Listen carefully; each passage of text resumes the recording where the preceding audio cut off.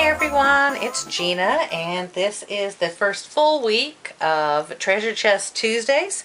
And if you'll remember from last Tuesday, what I had done is I had drawn this out of my treasure chest, and these are metallic rub-ons, and I had promised that by the next episode or the next Tuesday, I would have made something with these metallic rub-ons.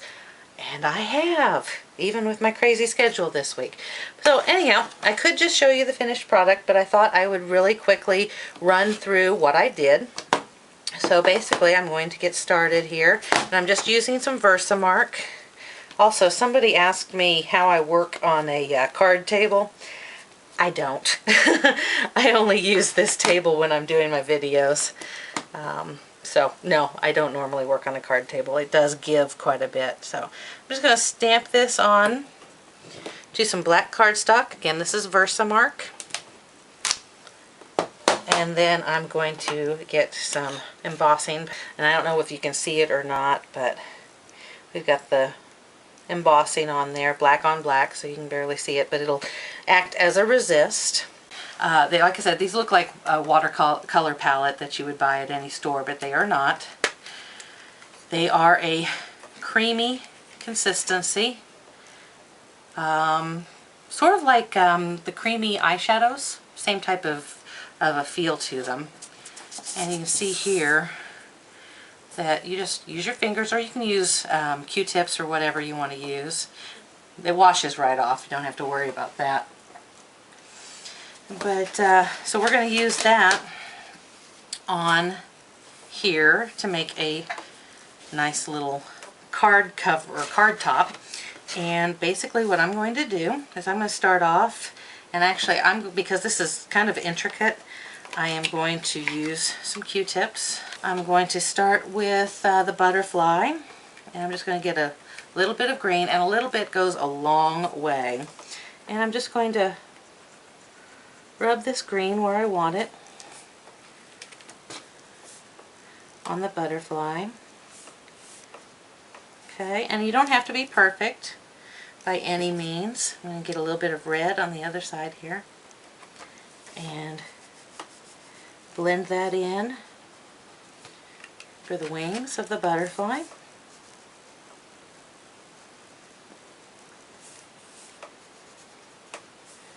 So I'm just putting a little bit more on here now that I can see what I'm doing a little bit better.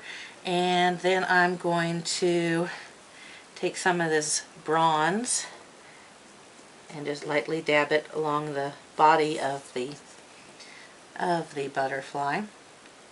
And then I'm going to take some of this silver, load it up on here, and I want to color in my clock face.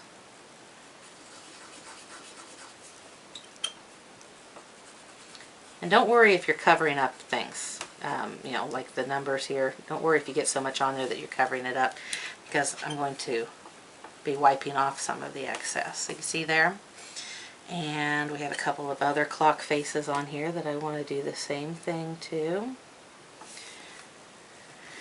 And one right there. Now I'm not being overly concerned about how I'm coloring these. I'm not worrying about staying completely in the lines or anything like that. And I've got another butterfly down here that I forgot about, so I want to get some color on those wings. Okay.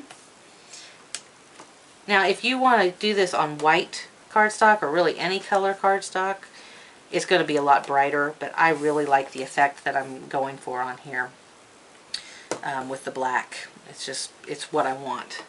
So another clock. Add that in there. And then I'm going to take a clean Q-tip, and actually I'll use the end of this one because it's clean, and I'm just going to lightly brush around the edges and just wipe off, basically erase almost, the color from the embossing. That's the resist part of it. See how that just pops back out?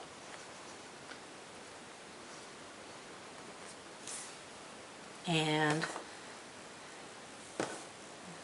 see what I'm doing here? Just go around and take off the extra.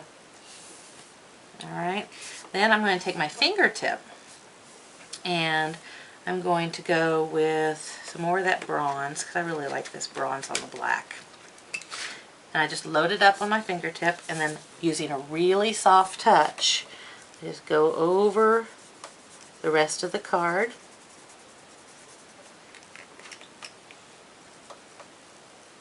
Just filling in anything else that's still black. And this card, this page, I haven't cut to size yet, so I'll be trimming around the edges before I use it, so that's why I'm not too worried about, you know, going all the way to the edge here.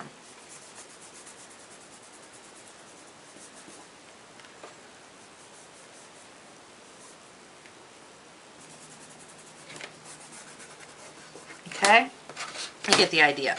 And then I just take, and this is a filthy one, I'm sorry.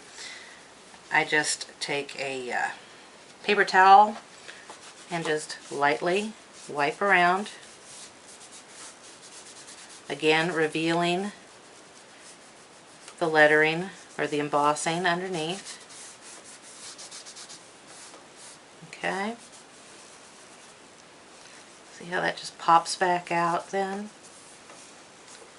And I'm going to go back now that I've done that, and I want to add some more red to this butterfly because I kind of got over with the copper. Never underestimate the importance of good lighting in your work area. Because I just don't have any. But that will be remedied soon. Trust me, I'm going to be moving. So, anyhow, that's what you end up with. And you can keep playing around with it, add more layers, things like that. I'll go ahead and show you the one that I have finished and already cut down. And actually, I'm going to go ahead and adhere it to the card. I also had somebody tell me that they were worried that these metallic rub-ons don't dry. That you're going to have them rubbing off on you and things like that. No, they are still creamy once you put them on, but let them dry for a day or two and they're permanent and you don't have to worry about it. But anyhow, so there's the card front that I came up with using the metallic rub-ons, and I think it's a nice muted color palette. I love the copper on the black cardstock because it makes it look like leather. And I just think that's really pretty, kind of a masculine style card. But you can do a lot of things with these metallic rub-ons. It doesn't just have to be on paper. You can actually use these on metal. You can use these on just about anything that your heart desires. And I'm really happy that I was able to finally find time and motivation to use these, because I think that they're going to become a staple in my card making and paper crafting. So, anyhow, that is that. But now we're on to the second part of our Treasure Chest Tuesdays video. And it's time to draw a second item. So our item for this week will be, drum roll, let's see, what do I want to choose? Alright, let's do this. I'm kind of on a butterfly kick, I guess. But this time around, I'm going to use this butterfly, which is actually a Christmas butterfly, but don't really see why it has to be just for Christmas. But it is a rather large butterfly. Actually, let me get the measurements for you real fast. It is 5.5 inches across by a little over 4 inches tall, and that's not including the antennas. So I don't know what I'll do with this, but I will find something before next Tuesday and be sure to show you then. So you guys have a great day or evening, and I'll see you soon. Bye-bye.